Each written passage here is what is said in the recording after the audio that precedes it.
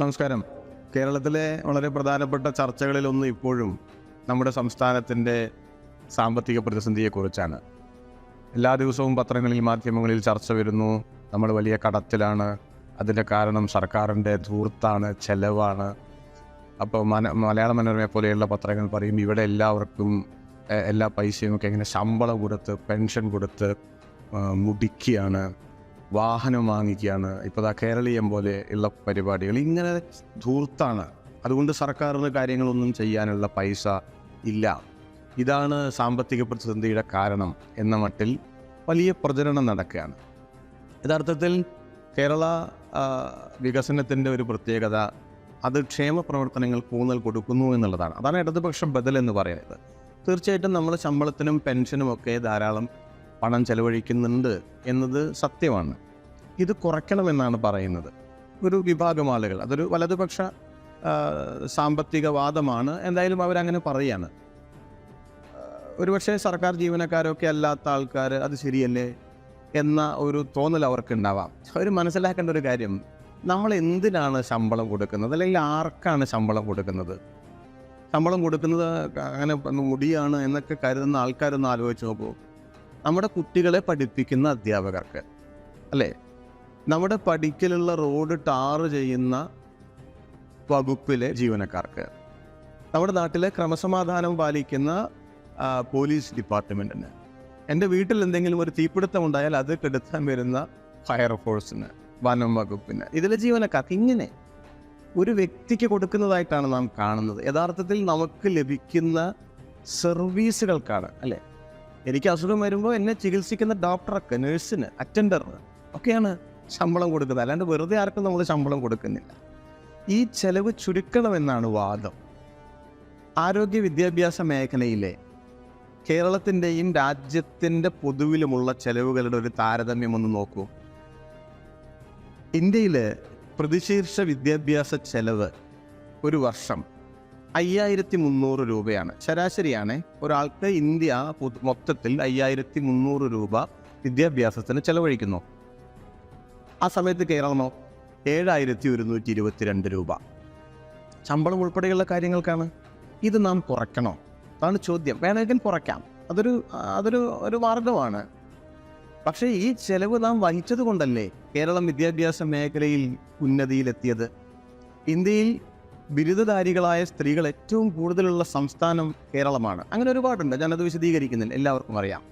ഈ ചെലവ് ചുരുക്കണമെന്ന് പറയുന്നത് അഖിലേന്ത്യാ ശരാശരിക്കും താഴെ നമുക്ക് വേണമെങ്കിൽ ചുരുക്കാം. 4000-ഓ 3000-ഓ ഒക്കെ ആക്കി മാറ്റാവുന്നതേ ഉള്ളൂ.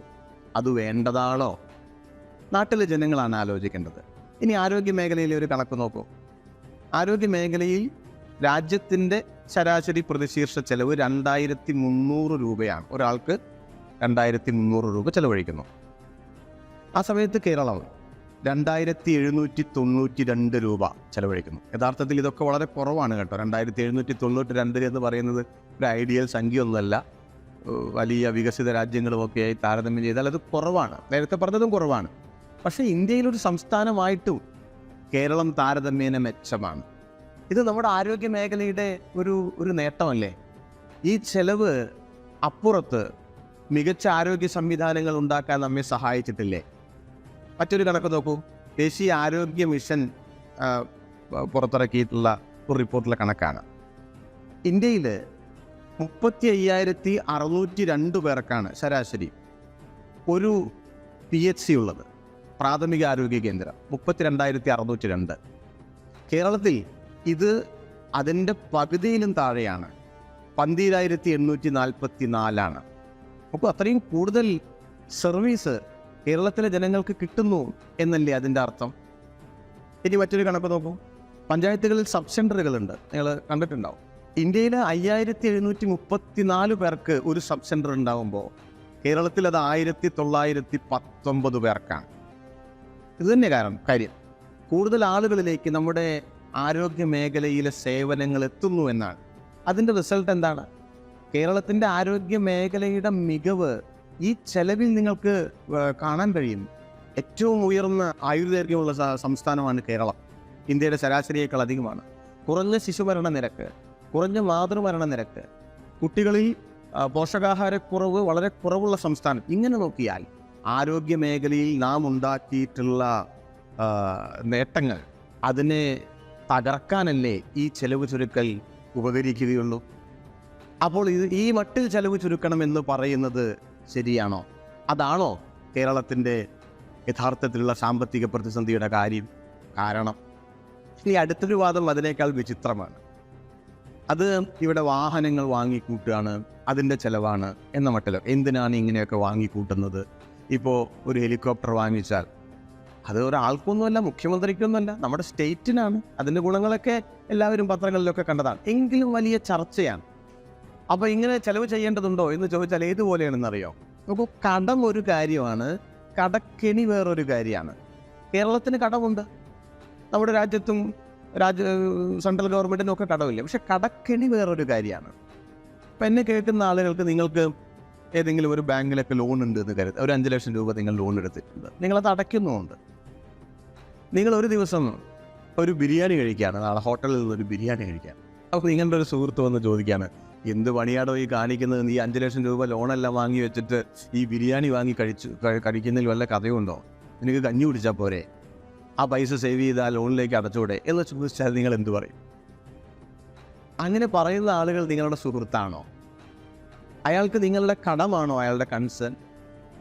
നിങ്ങൾ ബിരിയാണി കഴിച്ചു എന്നുള്ളതാണോ കടത്തിൻ്റെ കാര്യം? കടം നിങ്ങൾ വീട് വയ്ക്കാനോ അല്ലെങ്കിൽ മക്കളുടെ പഠിപ്പിനോ മറ്റെന്തെങ്കിലും കാര്യത്തിനോ ഒക്കെ വാങ്ങിയതായിരിക്കും.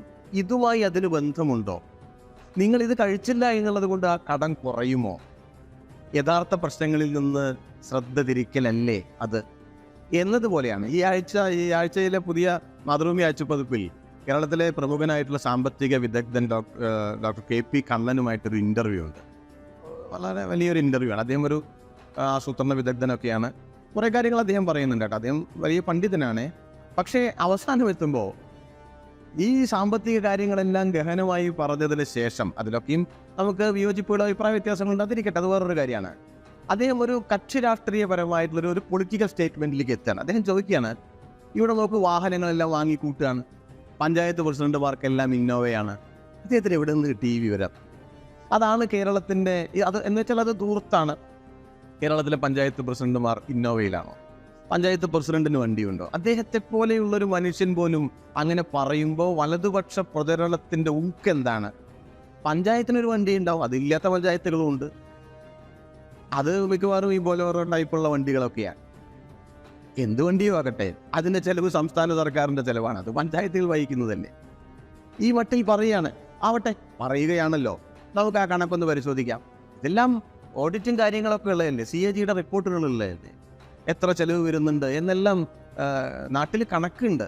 ഇതെല്ലാം പബ്ലിക് ഡൊമൈനിൽ നിങ്ങൾക്ക് ലഭ്യമാണ് എന്നിരിക്കെ പോലും നിരന്തരമായി ഈ പ്രചരണം വരുന്നതിൻ്റെ പിറകിലെ താല്പര്യം നമ്മൾ കണക്കാക്കണം. വാഹന ദൂരത്തിൻ്റെ കാര്യമാണ്. 2020-21 നമ്മുടെ സംസ്ഥാനത്തിൻ്റെ ആകെ ചെലവിൻ്റെ 0.019% വാഹനത്തിൻ്റെ ചെലവ്. നാമമാത്രമാണെന്ന് നോക്കൂ. ഇന്ത്യയിലെ മറ്റ് സംസ്ഥാനങ്ങളുമായി, ഇന്ത്യ ഗവൺമെൻറ്റുമായി എല്ലാം തട്ടിച്ച് നോക്കിയാൽ അത് എത്രയോ താഴെയാണ്. 21-22 പോയ വർഷം അത് കുറയുക ചെയ്തിട്ടുള്ളത്. എവിടെയും ചർച്ച വന്നിട്ടില്ലേ? 0.014% കുറഞ്ഞു. ഇനി പെട്രോൾ ഡീസൽ ചെലവ് നോക്കൂ. 2020-21 0.07%, ആകെ ചെലവിൻ്റെ 0.07% പെട്രോളിനും ഡീസലിനും വേണ്ടി സംസ്ഥാനം ചെലവഴിച്ചത്. 21-22 പെട്രോളിൻ്റെയും ഡീസലിൻ്റെയൊക്കെ വില വർധന ഉണ്ടായില്ല. വാഹനത്തിൻ്റെ ചെലവ് കുറഞ്ഞു, വാഹനം വാങ്ങിക്കാനുള്ള ചെലവ്. പക്ഷേ പെട്രോളിൻ്റെ ചെലവ്, ഡീസൽ ചെലവ് 0.08% ആകെ ചെലവിൻ്റെ. അതാണോ കേരളത്തിൻ്റെ സാമ്പത്തിക പ്രതിസന്ധിയുടെ കാരണം? ഇനി യാത്രാ ചെലവ് നോക്കൂ. 20-21 0.06% ആകെ ചെലവിൻ്റെ. 21-22 അത് 0.068%. എത്ര നാമമാത്രമാണ് ഈ വക കാര്യങ്ങളിലുള്ള സർക്കാർ ചെലവ് എന്ന് നോക്കൂ. അപ്പോൾ ഇതാണോ കാരണം? കേരളത്തിൻ്റെ സാമ്പത്തിക പ്രതിസന്ധിക്ക് കാരണം ശമ്പളം കൊടുക്കുന്നതാണോ, പെൻഷൻ കൊടുക്കുന്നതാണോ, അഥവാ വാഹനം വാങ്ങിക്കുന്നതോ അതിലേക്ക് പെട്രോളോ ഡീസലോ അടിക്കുന്നതോ ആണോ? ഇതെല്ലാം സർക്കാർ ദൂർത്തടിക്കുകയാണ് എന്ന മട്ടിലുള്ള പ്രചരണം യഥാർത്ഥത്തിലുള്ള സാമ്പത്തിക പ്രതിസന്ധിയുടെ കാരണങ്ങളെ മറച്ചു പിടിക്കാൻ ഉതകുന്നതാണ്. അതൊരു വലതുപക്ഷ നരേറ്റീവാണ്. യഥാർത്ഥത്തിലുള്ള കാരണം ഒരു ശത്രു രാജ്യത്തോടെന്ന പോലെ നമ്മുടെ യൂണിയൻ ഗവൺമെൻറ് കേരളത്തെ സാമ്പത്തികമായ ഉപരോധത്തിൽപ്പെടുത്തിയിരിക്കുന്നു എന്നുള്ളതാണ്. അത് പറയേണ്ടതിനു പകരം നമ്മുടെ ഒരു കൂട്ടം മാധ്യമങ്ങളും ബുദ്ധിജീവികളും വരെ തെറ്റായ കാര്യങ്ങൾ പ്രചരിപ്പിക്കുമ്പോൾ അങ്ങനെയല്ല എന്ന് മനസ്സിലാക്കാനും അത് ഉറക്കെ പറയാനുമുള്ള ചുമതല എല്ലാ മലയാളിക്കുമുണ്ട്.